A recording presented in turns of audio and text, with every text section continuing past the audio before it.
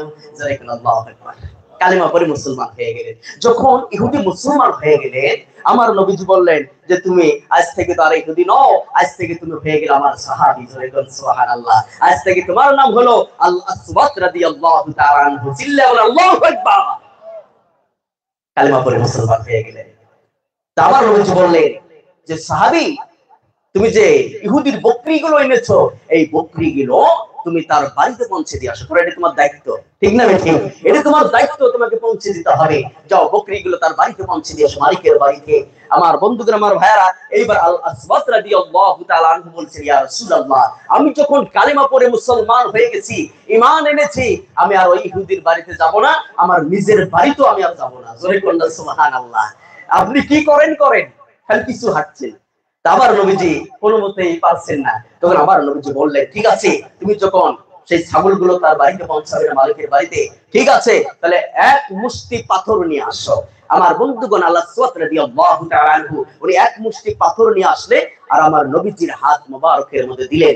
আমার নবীজি পাথর কোন হাতের মধ্যে নিয়ে এইবার কি করলেন, ছিটিয়ে দিলেন, দিয়ে বললেন, ইহুদির যত বকরি তোমরা ময়দানে আছো, সমস্ত বকরিগুলো তোমরা এই জায়গার মধ্যে জমা হয়ে যাও। আমার বন্ধুগণ, সঙ্গে সঙ্গে সমস্ত বকরিগুলো জমা হয়ে গেল। এবার আমার নবীজি বললেন, তোমার কাতার বন্দী হও। কাতার বন্দী হয়ে এখান থেকে ডাইরেক্ট তোমার মালিকের বাড়িতে চলে যাবে, একটা ছাগল তোমার এদিক সেদিক যাবে না। আর নবীজির কথায় সমস্ত ছাগলগুলো বাড়ির দিকে, মালিকের বাড়ির দিকে যেতে রওনা করলেন, একটা ছাগল এদিক সেদিক গেল না। এটাই হলো আমার নবীর মর্যাদা। জোরে কন্যা সুবহানাল্লাহ। আরো জোরে বলেন সুবহানাল্লাহ। আমার নবীর এমন মুআজিজা ছিল।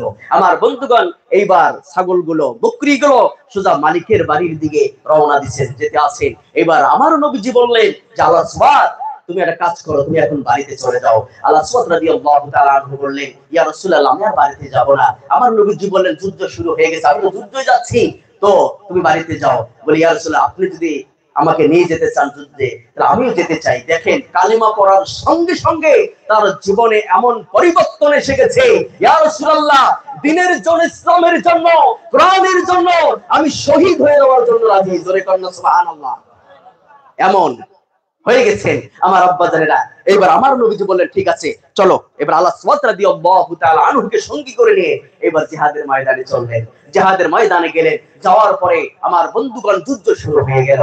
যুদ্ধ যখন শুরু হয়ে গেল, যুদ্ধ করতে করতে আল আসওয়াদ রাদিয়াল্লাহু তাআলা আনহু অনেক কাফের বেঈমানকে কতল করে এবার উনি নিজেও ওই ময়দানে, জিহাদের ময়দানে শহীদ হয়ে গেলেন। জোরে কন্যা সুবহানাল্লাহ। কেমনে শহীদ হলেন? আবার বন্ধুগণ, একটা কাফের কি করলেন, একটা বড় পাথর নিয়ে এইবার আল আসওয়াদ রাদিয়াল্লাহু তাআলা আনহুর মাথার দিকে যখন ছুরি দিলেন, এইবার মাথার মধ্যে লেগে মাথা দুই টুকরো হয়ে গেল, দ্বিখণ্ড হয়ে গেল। মজবগুলো জমিনের মধ্যে পড়লো। মজবগুলো যখন জমিনের মধ্যে পড়লো, আমার বন্ধু আস্তে আস্তে ওই সাহাবী লুটি মাটির মধ্যে পড়ে গেলেন। মাটির মধ্যে যখন পড়ে গেলেন, সমস্ত জিহাদ যখন শেষ হয়ে গেল, জিহাদ যখন শেষ হয়ে গেল, আমার আপনার নবী, মদিনার মায়ার নবী বললেন, ও আমার সাহাবীরা, উমর, আলী, উসমান তোমরা কোথায়? আব্দুল্লাহ তোমরা কোথায়? যে সাহাবীগুলো ময়দানে শহীদ হয়ে গেছে, তোমরা সাহাবীর লাশগুলো এক জায়গায় নিয়ে আসো। আমার বন্ধুগণ, এবার সাহাবীদের লাশ এক জায়গায় করা হলো, জমা করা হলো। যখন আল আসওয়াদ রাদিয়াল্লাহু তাআলা আনহুর লাশ যখন আমার নবীর সামনে নিয়ে আসা হলো, আমার নবীজি আল আসওয়াদের লাশটা খুললেন, কাপড়টা খুললেন, খুলে দেখেন মাথাটা দ্বিখণ্ড হয়ে গেছে, মজবগুলো জমিনের মধ্যে পড়ে গেছে। আমার ভাইয়ারা, আল আসওয়াদকে দেখে আমার নবীজি চোখ থেকে পানি পড়ছে, পানি টপ টপ করে পড়ছে।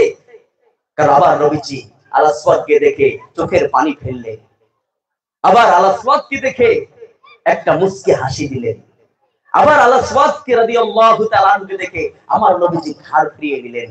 সাহাবায়ে কিরাম দেখছেন, সাহাবায়ে কিরাম বলি, ইয়া রাসূলুল্লাহ, আপনি যখন আল আসওয়াদ রাদিয়াল্লাহু তাআলা আনহু চেহারার দিকে তাকাচ্ছিলেন, আপনার চেহারার মধ্যে আমরা একটু কান্না দেখলাম, পানি দেখলাম চোখে, আবার মুচকি হাসি দেখলাম, আবার দেখলাম আপনি ঘাড় ফিরিয়ে নিলেন। ইয়া রাসূলুল্লাহ, আমরা বুঝতে পারিনি, আপনি একটু আমাদেরকে খুলে বলুন। আবার বন্ধুরা, আমার ভাইয়ারা, মদিনার মায়ার নবী বললেন, ও আমার সাহাবীরা, তোমরা শোনো, তোমরা বুঝতে পারো নাই, আমার আল্লাহ সুবহানাহু ইসলাম ধর্ম গ্রহণ করে নিয়েছেন, কিন্তু কালেমা পড়ার সঙ্গে সঙ্গে তার জীবনে এমন পরিবর্তন এসে গেছে, তা সে দ্বীনের জন্য, ইসলামের জন্য জীবন পর্যন্ত কুরবান দিয়েছে। জোরে কন্যা সুবহানাল্লাহ। আল আসওয়াদ রাদিয়াল্লাহু তাআলা আনহু শহীদ দেখে আমার আল্লাহ রাব্বুল আলামিন এত খুশি হয়েছেন, আল্লাহ পাক জান্নাত থেকে হুর পাঠিয়েছেন।